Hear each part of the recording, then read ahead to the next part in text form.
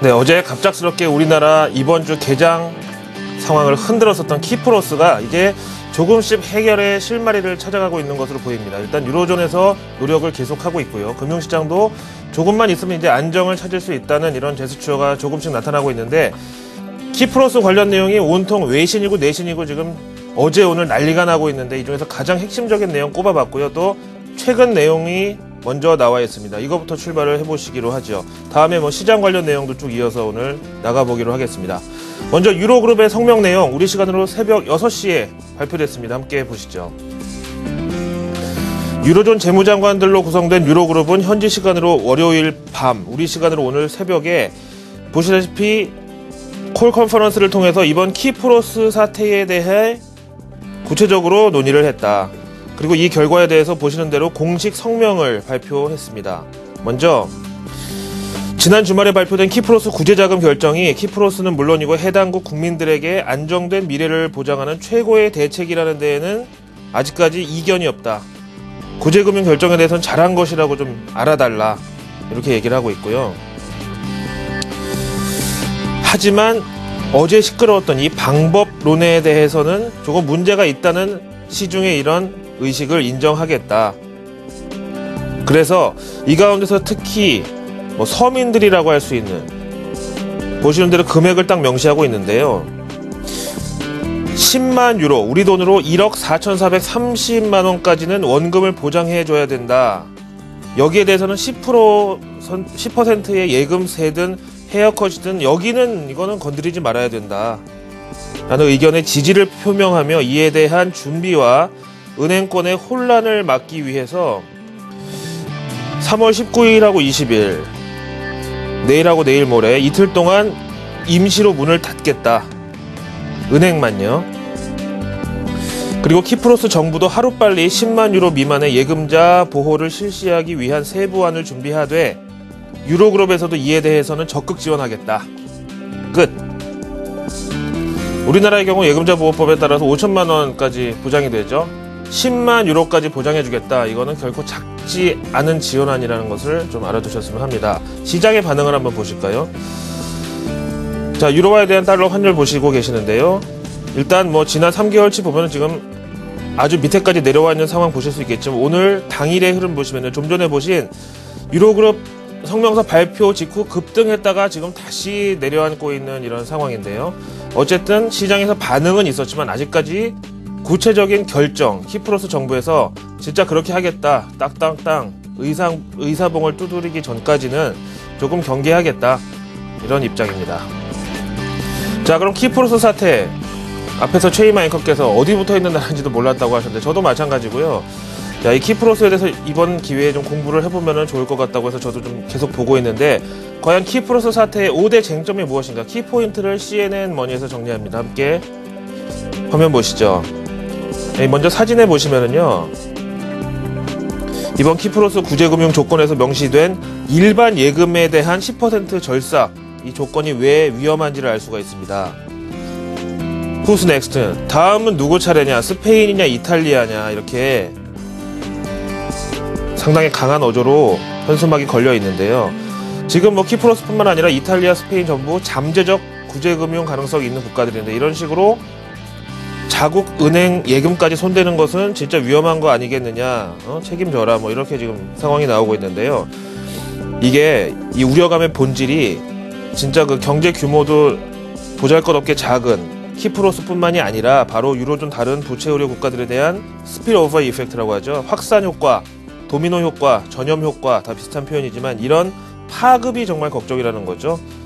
키프로스 사태의 5대 핵심 포인트를 CNN 머니에서 정리했는데 함께 자막으로 살펴보실까요? 1, 2, 3, 4, 5 쭉 나왔는데요. 먼저 구제금융 아니면 국가부도인데, 키프로스 금융기관들은 현재 그리스 국채 때문에 재정 상태가 엉망이 된 거라 그러네요. 그래서 구제금융이 없으면 곧 파산은 불가피한데, 이럴 경우 유로존 탈퇴 가능성이 상당히 높다. 그러면 또 유로존 전체에 대한 신뢰가 또 훼손된다는 우려가 있겠죠. 두 번째, 이 뭐든지 처음이라는 게 이게 위험한 건데요. 금융시장이 제일 싫어하는 것은 악재보다도 오히려 불확실성이잖아요. 근데 이렇게 듣도 보도 못한 은행 예금에 세금을 매기는 이런 사례는 처음 나온 재료라는 점에서 그야말로 불확실성이 크다. 세 번째, 지난번 그리스 사태 때 헤어컷이라는 명목하에 민간 채권단으로 하여금 채권의 일정 비율을 자발적으로 포기하는 이런 안이 큰 파장을 일으키면서 유로존 전체에 대한 신뢰도에 큰 영향을 끼쳤는데, 이번 사태는 똑같은 혹은 그보다 더 심한 사태가 벌어졌다 이거죠. 네 번째, 우리나라에서도 저축은행 사태 때 보셨다시피 가장 신뢰도가 높은 제1금융권 은행이 나서서 화폐의 가치 저장 수단으로서의 기능을 훼손한다는 것은 뱅크런뿐만 아니라 향후 엄청난 혼란으로 이어질 수 있는 큰 사건이다. 다섯 번째, 러시아가 갑자기 나왔죠. 지금 키프로스 은행들의 예금 자산 규모는 키프로스 전체 경제 규모의 8배에 달한다네요. 이 돈이 다 어디서 왔느냐? 상당 부분이 러시아 자금이라네요. 근데 이게 뭐 건전한 투자 자금인지 아니면 조세 피난처 내지는 오프쇼어 세탁용인지 모르겠지만은, 아무튼 이번 키프로스 사태가 러시아를 건드리는 것이라는 점에서 간단치 않은 문제다. 그래서 이렇게 5가지를 쭉 들어보시니까 느낌이 어떠신가요? 큰일 났다. 이 5가지 진짜 그 어느 하나도 만만치 않은 재료다. 이렇게 두려움이 들기보다는 오히려 저는요, 키프로스 사태를 최악의 결과로 가지 못하게 막을 안전판이 이렇게 든든하구나. 5가지 시나리오가 전부 다 너무 무겁다. 이런 생각이 듭니다. 자, 그럼 이어서 로이터 통신의 마감 브리핑도 나와 있는데, 이 내용은요 간단하게 그냥 정리를 해드리면요, 화면이 지금 잠깐 들어왔다 나갔는데, 월가 금융주의 찬물이 됐다. 어떻게 보면 당연한 거고요. 키프로스 사태 때문에 미증시도 급락 출발을 했고, 울고 싶은데 뺨을 때린 격인지 본격적인 미증시 하락을 예고하는 건지는 모르겠다. 근데 다우지수 일중 그래프 조금 이따가 준비가 될 텐데 이따가 한번 보시면은요, 다우지수가 당연히 개장 초에는 급 하락을 하면서 출발을 했지만은 장중에 갑자기 플러스권에 진입하더라고요. 지금 준비됐으면 한번 다우지수 일중 그래프 보실까요? 그래서 어제 우리나라 하락폭의 한 절반 정도 되는 0.42%에서 마감을 했다는 거죠. 그래서 우리나라 어제 과도한 낙폭은 제가 뭐 이미 미국 시장에서 본 게임을 봐야지 알 수가 있다라고 말씀드렸지만, 보시는 대로 플러스권에 올라갔다가 한번 내려왔을 정도로 낙폭을 많이 줄인 것에 대해서 우리나라도 어제 하락분의 절반 정도는 오늘 무조건 갭업으로 올리고 출발을 해야지 정상이다. 이렇게 말씀드리겠습니다. 자, 키프로스 사태에 대한 현지 전문가들, 시장 전문가들의 의견도 중요한데요. 비즈니스 인사이더가 준비합니다. 사실은 제목 보고서 저도 조금 고개를 갸우뚱하긴 했습니다. 그래서 원문 제목과는 달리 제가 물음표를 좀 하나 제목에 붙여놨는데요.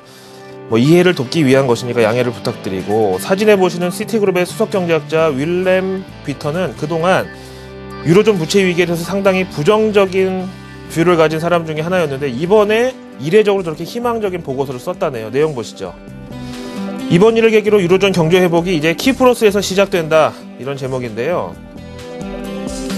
이유가 3가지라네요. 첫째, 예금자 보호법에 따라서 10만 유로, 우리 돈으로 앞에 보신 1억 4,430만 원까지는 원금이 결국은 보장될 것이다.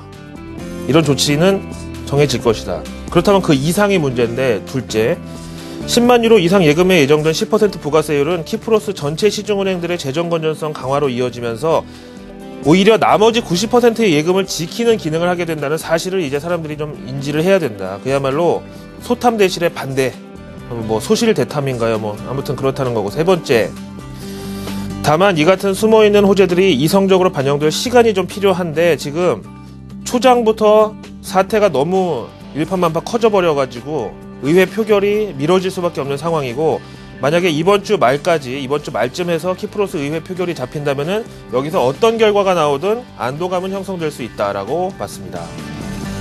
90%의 예금을 지키기 위해서 10%를 각자 객출한다고요? 이렇게 보니까 또 맞는 말인 것 같기도 하네요. 자, 어제 우리 시장 하락폭의 절반을 줄여야 된다고 말씀드린 이후에 MSCI 한국지수 통해서 오늘 외국인 흐름을 보겠습니다. 보시는 대로 미국 증시 하락폭보다 크고요. 또 0.66%는 일단 외국인들의 투심으로 봐서는 1900대에서 뭐 크게 위로 보지는 않는 상황까지 보실 수가 있겠습니다. 그러면 코스닥이 문제잖아요. 구글하고 같이 붙여서 보시죠. 어쨌든 2등주, 후발주라는 측면에서 구글과 코스닥 지수의 동조하는 확인이 됐는데, 지금 보시다시피 구글이 지난주 후반부터 조금씩 빼고 있었는데 코스닥은 버티다가 한 방에 이만큼 꺾어서 내려온 상황이죠. 따라서 오늘 구글 0.8% 마이너스, 코스닥 한 번 더 조정을 받을 날로 일단은 서운하지만 현실을 받아들여야겠습니다. 화요일 아침 글로벌 마켓 나우였습니다.